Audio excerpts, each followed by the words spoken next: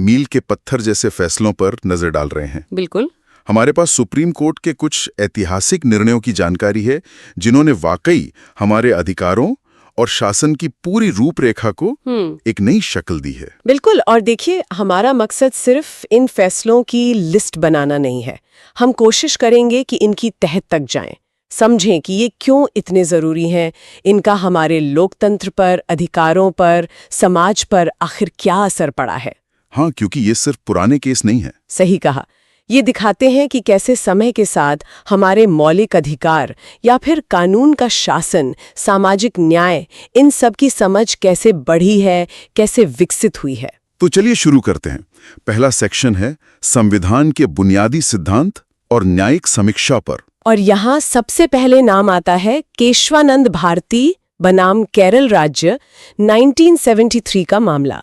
इसे क्यों भारतीय संवैधानिक कानून का सबसे अहम फैसला मानते हैं? केशवानंद भारती मामला, हाँ, ये तो एक बुनियाद है, कह सकते हैं। इसकी सबसे बड़ी देन है संविधान के मूल ढांचे का सिद्धांत, मतलब बेसिक स्ट्रक्चर डॉक्ट्रिन। मूल ढांचा, बेसिक स्ट्रक्चर। हाँ, आसान भाषा में कहें तो सुप्रीम कोर्ट ने ये कहा कि संसद को संविधान बदलने का अधिकार तो है, बिल्कुल है, लेकिन वो संविधान की उन बुनियादी चीजों को नहीं बदल सकती जो उसकी आत्मा है, उसकी पहचान है। अच्छा, तो ये मूल ढांचा क्या है? क्या इसकी कोई लिस्ट है कि इसमें क्या क्या आता है? नहीं, ऐसी कोई पक्की लिस्ट नहीं है। कोर्ट ने समय समय पर बताया है कि इसमें क्या शामिल है, लेकिन हाँ, मोटे तौर पर इसमें लोकतंत्र, कानून का राज, धर्मनिरपेक्षता, शक्तियों का बंटवारा मतलब सेपरेशन ऑफ पावर्स, न्यायिक समीक्षा, हाँ, न्यायिक समीक्षा, संघीय ढांचा, ये सब चीजें मानी जाती हैं। इसका असर ये हुआ कि संसद की जो संशोधन करने की शक्ति थी, उस पर एक सीमा लग गई। ओके, मतलब संसद सब कुछ नहीं बदल सकती। जी, ये पक्का किया गया कि कोई सरकार संविधान का जो मूल चरित्र है उसे ही ना बदल डाले।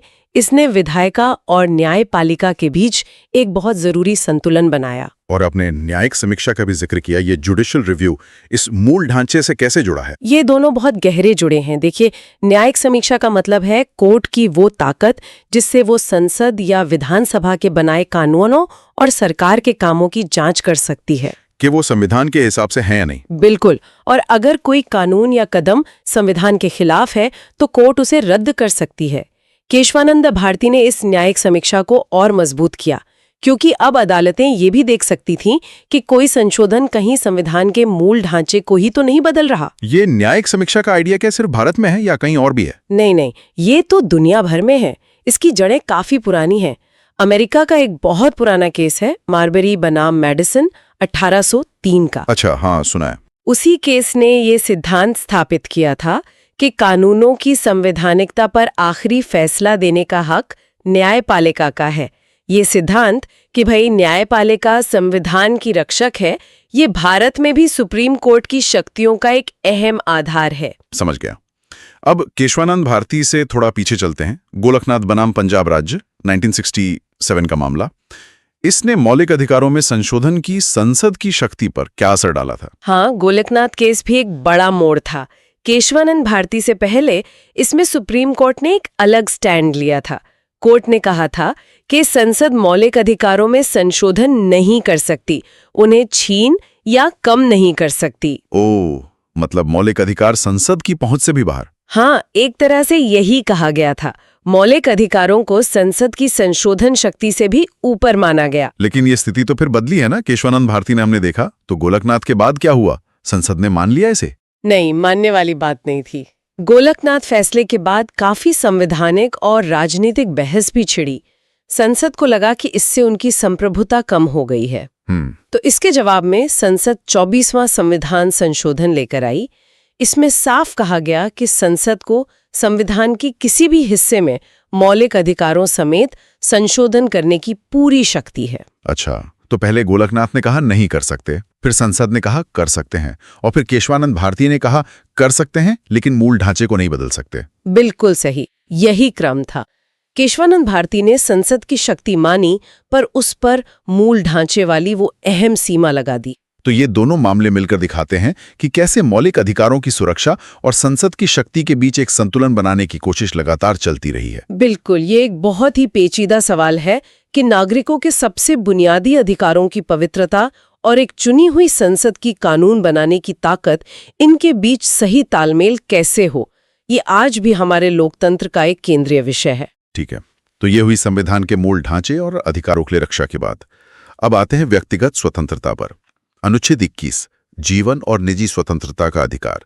मेनका गांधी बनाम भारत संघ 1978, ये मामला यहाँ एक मील का पत्थर है, सही कहा ना? हाँ, मेनका गांधी केस तो एक कह सकते हैं क्रांतिकारी मोड़ था भारतीय संवैधानिक कानून में। इसने अनुच्छेद 21 की व्याख्या को पूरी तरह बदल दिया। अनुच्छेद 21 जो कहता है कानून द्वारा स्थापित प्रक्रिया के बिना जीवन या स्वतंत्रता नहीं छीनी जा सकती। जी, पहले जीवन का मतलब सिर्फ जैसे शारीरिक रूप से जिंदा रहना, सांस लेना, बस इतना समझा जाता था। लेकिन इस केस में सुप्रीम कोर्ट ने कहा कि जीवन का मतलब सिर्फ जीना नहीं, बल्कि मानवीय गरिमा के साथ जीना है, डिग्निटी के साथ। और उसमें वो कानून द्वारा स्थापित प्रक्रिया, प्रोसीजर एस्टैब्लिश्ड बाय लॉ, से कानून की उचित प्रक्रिया, ड्यू प्रोसेस ऑफ लॉ तक का बदलाव, वो क्यों इतना अहम था? आम लोगों के लिए इसका क्या मतलब हुआ? ये इस सिलसिले का सबसे जरूरी हिस्सा था। कोर्ट ने कहा कि किसी की स्वतंत्रता छीनने की जो प्रक्रिया है, वो सिर्फ कानून में लिखी होने काफी नहीं है, वो प्रक्रिया उचित, निष्पक्ष और तर्कसंगत भी होनी चाहिए। Fair, just and reasonable. मतलब प्रक्रिया मनमानी नहीं हो सकती। बिल्कुल, वो दमनकारी नहीं हो सकती।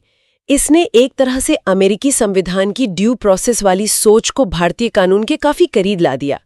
इसका सीधा मतलब ये हुआ कि अब सरकार को किसी की आजादी पर रोक लगाने के लिए सिर्फ कानून दिखाना काफी नहीं, बल्कि ये भी साबित करना होगा कि वो कानून और उसे लागू करने का तरीका दोनों निष्पक्ष और तर्कसंगत है। तो इसने अनुच्छेद 21 का दायरा बहुत ज्यादा बढ़ा दिया। हाँ, अभूतपूर्व तरीके से। इस फैसले के बाद अनुच्छेद 21 कई ऐसे अधिकारों का सोर्स बन गया जो शायद सीधे सीधे संविधान में लिखे भी नहीं थे।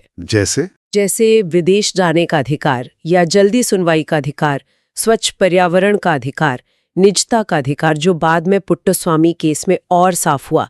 इन सब की जड़ें कहीं ना कहीं मेनका गांधी केस में अनुच्छेद 21 की इसी उदार व्याख्या में मिलती हैं। इसने मौलिक अधिकारों को देखने का न्यायपालिका का नजरिया ही बदल दिया। व्यक्तिगत स्वतंत्रता से आगे बढ़ते हैं। अब लैंगिक न्याय की बात करते हैं। ये अक्सर पर्सनल लॉ और धर्मनिरपेक्ष सिद्धांतों के बीच फंसा हुआ मुद्दा दिखता है। शाहबानो मामला 1985 का इसी का एक बड़ा उदाहरण है। ये तलाकशुदा मुस्लिम महिलाओं के गुजारा भत्ता के लिहाज से इतना अहम क्यों था? शाहबानो मामला, हाँ, ये वाकई एक ऐतिहासिक पल था। सुप्रीम कोर्ट ने CRPC मतलब क्रिमिनल प्रोसीजर कोड की धारा 125 के तहत फैसला दिया था। ये धारा गुजारा भत्ता यानी मेंटेनेंस से जुड़ी है। ओके। कोर्ट ने कहा कि CRPC की धारा 125 एक धर्मनिरपेक्ष कानून है। ये सभी नागरिकों पर लागू होता है, चाहे उनका धर्म कोई भी हो। अच्छा। इसलिए एक तलाकशुदा मुस्लिम महिला भी अपने पूर्व पति से गुजारा भत्ता पाने की हकदार है, अगर उसके पास अपना खर्चा चलाने का साधन नहीं है। ये फैसला महिलाओं के अधिकारों, खासकर उनकी आर्थिक सुरक्षा के लिए एक बड़ा कदम माना गया। लेकिन इस पे तो बहुत विवाद हुआ था और बाद में संसद ने कानून बनाकर इसे पलट भी दिया था। तो क्या ये बस एक बहस बनकर रह गया? हाँ, ये सच है कि इस फैसले पर बहुत तीखी राजनीतिक और सामाजिक प्रतिक्रिया हुई। कुछ मुस्लिम संगठनों ने इसे अपने पर्सनल लॉ में दखल माना और इसी दबाव में उस समय की सरकार ने मुस्लिम महिला तलाक पर अधिकारों का संरक्षण अधिनियम 1986 पास किया। इस कानून ने तलाकशुदा मुस्लिम महिलाओं के गुजारा भत्ते के लिए अलग नियम बनाए और एक तरह से शाहबानो केस में सुप्रीम कोर्ट की व्याख्या को सीमित कर दिया। तो फिर इसका महत्व क्या रहा? नहीं हुआ।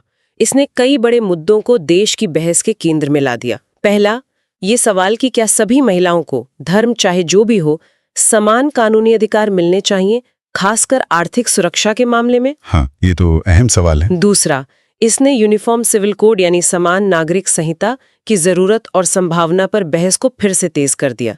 तीसरा, इसने पर्सनल लॉ और धर्मनिरपेक्ष कानूनों के बीच का जो तनाव है उसे उजागर किया।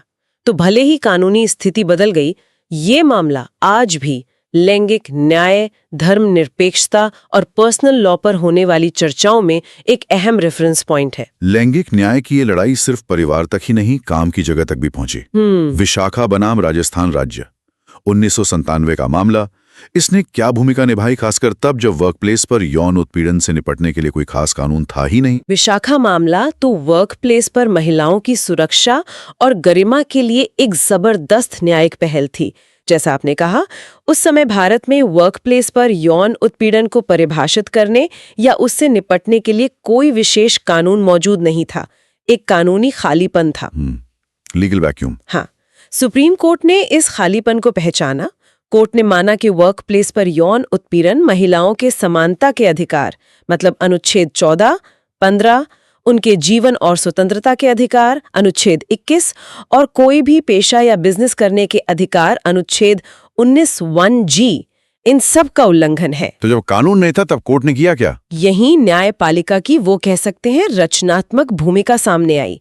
कानून के अभाव में कोर्ट ने खुद आगे बढ़कर विशाखा दिशा निर्देश जारी किए, विशाखा गाइडलाइंस। अच्छा, ये गाइडलाइंस कोर्ट ने बनाई। जी। और ये गाइडलाइंस भारत ने जिन अंतर्राष्ट्रीय संधियों पर साइन किए थे, जैसे सीडा, उन पर आधारित थीं। इनमें यौन उत्पीड़न की साफ परिभाषा दी गई। सभी एम्प्लॉयर्स, सरकारी हों या प्राइवेट, उनके लिए जरूरी किया गया कि वे इसे रोकने के लिए कदम उठाएं और हर संस्था में एक आंतरिक शिकायत समिति, मतलब इंटरनल कंप्लेंट्स कमेटी बनाने का प्रावधान किया गया। और कोर्ट ने कहा कि जब तक संसद कानून नहीं बनाती तब तक ये दिशा निर्देश ही कानून की तरह लागू होंगे। इसका असर क्या हुआ जमीनी स्तर पर? असर बहुत गहरा पड़ा। इसने पहली बार वर्कप्लेस सेक्सुअल हैरेसमेंट को एक गंभीर मुद्दे के तौर पर स्थापित किया, जिसे आप इग्नोर नहीं कर सकते। एम्प्लॉयर्स पर एक कानूनी जिम्मेदारी आई कि वो महिलाओं के लिए सेफ माहौल बनाएं। इसने महिलाओं को अपने हक के लिए आवाज उठाने का एक तरीका, एक प्रक्रिया दी। और इसी से फिर वो कानून भी बना। बिल्कुल। सबसे अहम बात, इन्हीं दिशा निर्देशों ने आखिरकार संसद को कार्यस्थल पर महिलाओं का यौन उत्पीड़न रोकथाम, निषेध और निवारण अधिनियम 2013 बनाने के लिए प्रेरित किया। तो विशाखा मामला न्यायिक सक्रियता का एक बेहतरीन उदाहरण है, जहां कोर्ट ने कानून न होने पर भी मौलिक अधिकारों की रक्षा के लिए कदम उठाया। और हाल के सालों में धार्मिक स्वतंत्रता और लैंगिक समानता के बीच का यह तनाव सबरीमाला मामले में 2018 में बहुत खुलकर सामने आया। ये केस हमें इस टकराव के बारे में क्या बताता है? सबरीमाला मामला संवैधानिक नैतिकता और धार्मिक प्रथाओं के बीच के संतुलन का एक बहुत ही ज्वलंत उदाहरण है। इस केस में सुप्रीम कोर्ट ने केरल के प्रसिद्ध सबरीमाला मंदिर में 10 से 50 साल की उम्र की महिलाओं के प्रवेश पर जो सदियों पुरानी रोक थी, उसे असंवैधानिक करार दिया। अच्छा। जो बहुमत का फैसला था, उसका कहना था कि ये प्रथा महिलाओं की पूजा करने के मौलिक अधिकार, उनके समानता के अधिकार अनुच्छेद 14 और लिंग के आधार पर भेदभाव न करने के अधिकार अनुच्छेद 15 का उल्लंघन करती है। कोर्ट ने ये भी माना कि ये कोई आवश्यक धार्मिक प्रथा नहीं है जिसे अनुच्छेद 25 धर्म की स्वतंत्रता के तहत संरक्षण मिले। इसका व्यापक संदेश क्या है, खासकर जब पारंपरिक धार्मिक प्रथाएं हमारे संविधान के मूल्यों से टकराती हैं? व्यापक संदेश ये है कि धार्मिक स्वतंत्रता का अधिकार असीमित नहीं है। उसे संविधान के दूसरे मौलिक अधिकारों, खासकर समानता, स्वतंत्रता और गरिमा के सिद्धांतों के साथ मिलकर चलना होगा। कोर्ट ने साफ किया कि धार्मिक प्रथाओं की आड़ में आप लिंग के आधार पर भेदभाव को सही नहीं ठहरा सकते। संवैधानिक नैतिकता यानी संविधान के जो मूल मूल्य हैं, वो पारंपरिक या सामाजिक नैतिकता से ऊपर हैं। लेकिन इस पर भी काफी विवाद और विरोध हुआ था। हाँ, ये भी सच है कि इस फैसले को लागू करने में काफी विरोध हुआ और रिव्यू पिटिशंस भी दायर हुई जो अभी लंबित हैं। लेकिन सैद्धांतिक तौर पर इसने लैंगिक न्याय और संवैधानिक मूल्यों की सर्वोच्चता पर एक बहुत मजबूत न्यायिक मोहर लगाई है। ठीक है। अधिकारों और स्वतंत्रता के इन अहम दायरों से आगे बढ़ते हुए अब एक अलग पर उतना ही जरूरी विषय, केंद्र और राज्यों के बीच शक्ति संतुलन, खासकर वित्तीय मामलों में। राजस्थान राज्य बनाम भारत संघ 1977 का मामला इस लिहाज से, मतलब फिस्कल फेडरलिज्म के लिहाज से कैसे जुड़ा है? देखिए, राजस्थान राज्य बनाम भारत संघ मामला मुख्य रूप से अनुच्छेद 356 से जुड़ा था। मतलब राज्यों में राष्ट्रपति शासन लगाने की केंद्र की शक्ति से। हाँ, प्रेसिडेंट्स रूल। जी, लेकिन इसके विश्लेषण और फैसले के कुछ पहलू ऐसे हैं जो भारत में केंद्र राज्य के वित्तीय संबंधों की समझ पर भी असर डालते हैं। हालांकि ये सीधे सीधे कोई वित्तीय बंटवारे का केस नहीं था, पर जिस तरह कोर्ट ने केंद्र सरकार के अधिकारों और राज्यों पर उसके प्रभाव की व्याख्या की, उसने अप्रत्यक्ष रूप से वित्तीय मामलों में भी केंद्र की प्रधानता को थोड़ा बल दिया। ये थोड़ा सा मतलब साफ नहीं हुआ। कैसे प्रभावित किया इसने वित्तीय संबंधों को? क्या कोई सीधा असर पड़ा राज्यों की वित्तीय स्वायत्ता पर? नहीं, सीधा असर वित्तीय नियमों का नहीं था। असर था केंद्र की जो कुल मिलाकर शक्तियां हैं उनकी न्यायिक व्याख्या पर। जब कोर्ट ने कुछ हालातों में केंद्र द्वारा राज्यों की विधानसभाओं को भंग करने की सिफारिश करने की शक्ति को सही ठहराया, तो इसने कहीं न कहीं ये संकेत दिया कि राष्ट्रीय एकता या शासन की निरंतरता जैसे मुद्दों पर केंद्र का नजरिया ज्यादा अहम माना जा सकता है। अच्छा। और देखिए, वित्तीय संसाधन, टैक्स लगाने की शक्ति, केंद्रीय अनुदान, ये सब राज्यों के कामकाज के लिए लाइफलाइन है। जब केंद्र की राजनीतिक शक्ति जैसे अनुच्छेद 356 का इस्तेमाल, उसको न्यायिक समर्थन मिलता है, तो ये राज्यों की वित्तीय स्वायत्ता और उनकी मोलभाव करने की क्षमता को भी शायद मनोवैज्ञानिक स्तर पर प्रभावित कर सकता है। तो आप कह रही हैं कि राजनीतिक शक्ति संतुलन वित्तीय शक्ति संतुलन से जुड़ा है। बिल्कुल। ये दिखाते से न्यायिक फैसले, भले ही उनका मुख्य फोकस कुछ और हो, केंद्र राज्य के बीच के नाजुक वित्तीय समीकरणों को छू सकते हैं और संघवाद की पूरी गतिशीलता को प्रभावित कर सकते हैं। तो आज हमने जिन मामलों पर बात की, उनसे मुख्य बातें क्या निकलती हैं? हमने देखा कैसे केशवानंद भारती ने संविधान के मूल ढांचे को बचाया, मेनका गांधी ने व्यक्तिगत स्वतंत्रता को नया मतलब दिया। हाँ, और शाहबानू, विशाखा, सबरीमाला ने लैंगिक न्याय की दिशा में अहम बहस छेड़ी और कदम उठाए। बिल्कुल। और राजस्थान राज्य मामले ने केंद्र राज्य संबंधों की जटिलता को दिखाया। इन फैसलों का असर सिर्फ कानून की किताबों तक नहीं है, हमारे समाज और लोकतंत्र पर भी बहुत गहरा पड़ा है। सही कहा। ये फैसले दिखाते हैं कि हमारा संविधान कोई पत्थर की लकीर नहीं, बल्कि एक जीता जागता दस्तावेज है। न्यायपालिका ने समय समय पर इसकी व्याख्या करके इसे समाज की बदलती जरूरतों और मूल्यों के हिसाब से ढाला है। ये इस बात का सबूत है कि कानून, समाज और व्यक्तिगत अधिकारों के बीच एक लगातार संवाद चलता रहता है, विकास होता रहता है। हाँ, ये सिर्फ अतीत के मामले नहीं है। बिल्कुल नहीं, ये वर्तमान को समझने और भविष्य को दिशा देने वाले हैं। वाकई ये देखना दिलचस्प है कि कैसे न्यायपालिका ने इन सिद्धांतों को विकसित किया है और संविधान को प्रासंगिक बनाए रखा है। और यहाँ एक सोचने वाली बात ये भी है कि ये जो संवैधानिक व्याख्या का विकास है, ये आगे कैसे जारी रहेगा। ये मामले तो अतीत और आज की कहानी कहते हैं, लेकिन भविष्य में नई चुनौतियां आएंगी। जैसे आर्टिफिशियल इंटेलिजेंस यानी AI से जुड़े अधिकार, डेटा प्राइवेसी के नए पहलू, क्लाइमेट चेंज और पर्यावरण न्याय के मुश्किल सवाल। ये सोचना दिलचस्प है कि भविष्य के न्यायिक निर्णय इन नए उभरते मुद्दों पर भारत के कानूनी और सामाजिक परिदृश्य को कैसे आकार देंगे, शायद उन तरीकों से जिनकी हम आज कल्पना भी नहीं कर सकते। ये यात्रा तो निश्चित रूप से जारी है।